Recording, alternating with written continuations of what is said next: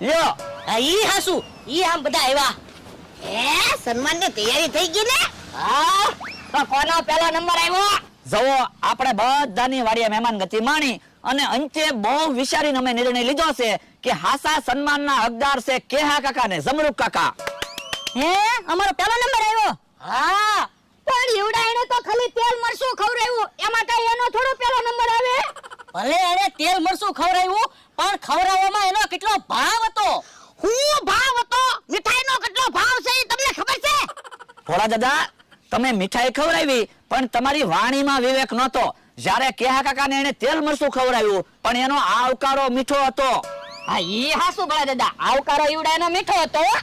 ઓય બાપા, સાનો મનો દે 1500 ની મીઠાઈ ખાઈ ગયા. એ ભાઈ શાંતિ રાખો ને, અમારું સન્માન થઈ જવા જો ને. ઓય બાપા, તું તાળીઓ પાડ માં